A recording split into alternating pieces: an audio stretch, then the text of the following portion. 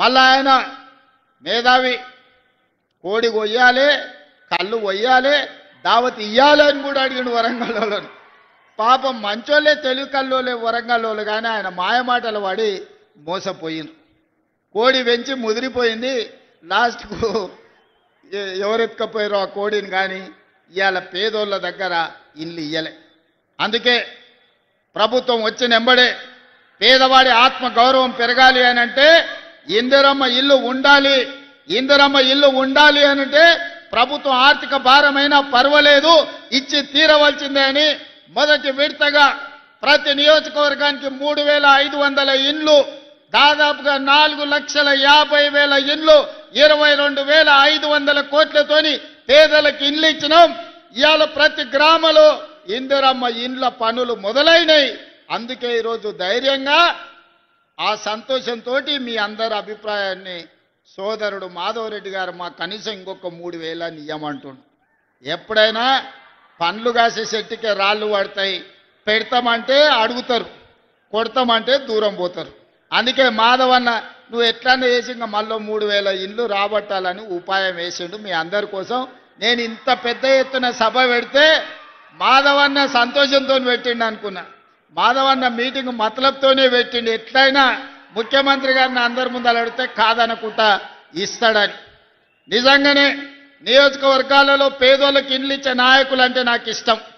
పేద ప్రజల్ని ఆత్మ గౌరవంతో బ్రతకడానికి సహకరించే శాసనసభ్యుడు ఉంటే భుజం తట్టి ప్రోత్సహించాలనేదే మన ప్రభుత్వం యొక్క ఆలోచన. వచ్చే ఏప్రిల్ కొత్త సంవత్సరం ఫైనాన్షియల్ ఇయర్లో తప్పకుండా ఈ నర్సంపేటకు మళ్ళీ 3,000 నుంచి 3,500 ఇండ్ల మంజూరు చేసే బాధ్యత గృహ నిర్మాణ శాఖ మంత్రివర్యులు పొంగులేటి శ్రీనివాసరెడ్డి గారు తీసుకుంటున్నారు. అందుకే వేదిక మీద నుంచి వారికి ఆదేశాలు ఇస్తున్నా. వచ్చే బడ్జెట్ ఇయర్లో ఖచ్చితంగా నర్సంపేటకు 3 నుంచి 3,500 ఇండ్లు మంజూరు చేసే బాధ్యత పొంగులేటి శ్రీనివాసరెడ్డి గారికి అప్పచెప్తున్నా. వారిని పర్యవేక్షించుకుంటూ నీకు ఇండ్లు ఇచ్చే బాధ్యత నేను తీసుకుంటా అని చెప్పి ఈ సందర్భంగా నర్సంపేట మిత్రులకు నేను తెలియజేస్తున్నా. మిత్రులారా, ఇవాళ మా ప్రభుత్వం మొట్టమొదటి భారత ప్రధానమంత్రి పండిత్ జవహర్లాల్ నెహ్రూ గారిని ఆదర్శంగా తీసుకున్నాం. ఆనాడు వారు అన్నారు, ఈ దేశం విద్య లేకపోవడం, ఈ దేశం ఆకలి కేకల్లో చనిపోతుంది, నిరక్షరాస్యత వల్ల ప్రపంచంతో పోటీ పడలేకపోతున్నాం. అందుకే ఎడ్యుకేషన్ అండ్ ఇరిగేషన్ నా పాలసీ అని పండిత్ జవహర్లాల్ నెహ్రూ గారు చెప్పారు. అందుకే ఈనాడు ఈ దేశంలో ఉన్న గొప్ప గొప్ప యూనివర్సిటీలన్నీ మొట్టమొదటి ప్రధానమంత్రి గారు మొదలుపెట్టినది కాంగ్రెస్ పార్టీ కట్టిన కాకతీయ యూనివర్సిటీ. ఇవాళ వరంగల్లో దేశానికి ఎంతో మంది మేధావులను అందించిన యూనివర్సిటీ అది కాంగ్రెస్ పార్టీ మొదలుపెట్టింది. ఇవాళ ప్రాజెక్టులు పండిత్ జవహర్లాల్ నెహ్రూ గారు మొదలుపెట్టిన ప్రాజెక్టులు ఈ దేశంలో ఆ పక్కన బ్రాత్రానంగల్ కావచ్చు, ఈ పక్కన నాగార్జున సాగర్ కావచ్చు, అటు పక్కన శ్రీశైలం కావచ్చు, ఇవాళ కరీంనగర్ వరంగల్ జిల్లాలకు నీళ్లు ఇస్తున్న SRSPని కూడా పండిత్ జవహర్లాల్ నెహ్రూ గారు మొదలుపెట్టిందే. ఆ నీళ్ళే ఈనాడు పంటలు పండిస్తున్నాయి, మన కడుపు నింపుతుంది.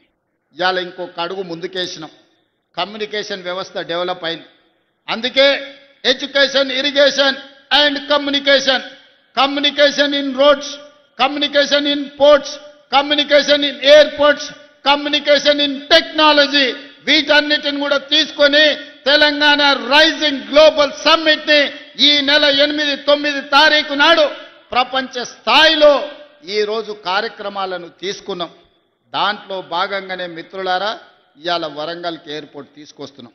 ఒక్కరోజైనా కేసీఆర్ ఆలోచన చేసిండా? ఆనాడు సోనియా గాంధీ గారు, రాహుల్ గాంధీ గారు, మన్మోహన్ సింగ్ గారు నిర్మించిన ఔటర్ రింగ్ రోడ్ అంతర్జాతీయ ఎయిర్పోర్టే తెలంగాణకు పెద్ద దిక్కు అయింది తప్ప తెలంగాణ రాష్ట్రంలో ఒక్క ఎయిర్పోర్టు లేదు. గా పక్కలో ఉన్న ఆంధ్రప్రదేశ్లో 6-7 ఎయిర్పోర్ట్లు ఉన్నాయి, మహారాష్ట్రలో 10-12 ఉన్నాయి, కర్ణాటకలో 7-8 ఉన్నాయి.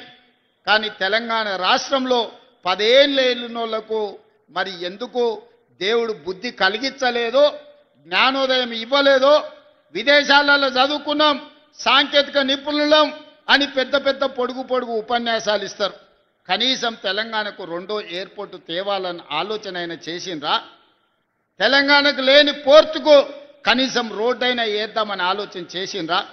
అందుకే ఈనాడు మన ప్రభుత్వం వచ్చినెంబడే సురేఖమ్మతో, సీతక్కతో, రాజేందర్తో మాట్లాడి ఖచ్చితంగా హైదరాబాద్ నగరంలో ఏమేమి ఉన్నాయో, హైదరాబాద్ నగరానికి ఔటర్ రింగ్ రోడ్ ఉంటే వరంగల్కి ఔటర్ రింగ్ రోడ్డు నిర్మించాలి అని నిర్ణయం తీసుకున్నాం.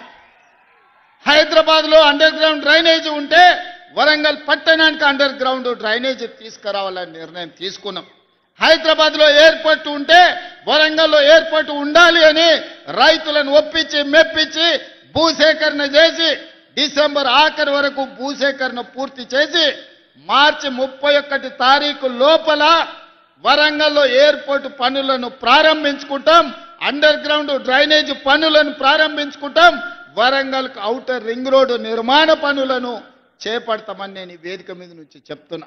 హైదరాబాదు నగరంలో ఏమేమి అభివృద్ధి ఉందో వరంగల్ పట్టణానికి కూడా ఇవాళ అభివృద్ధి కార్యక్రమాలను అన్నిటిని కూడా మన ప్రభుత్వం తీసుకుంటుంది. ఇవన్నీ ఈనాడు మా అక్కలు ఇందిరమ్మ ఇండ్లు అక్కలకే ఇచ్చినాం.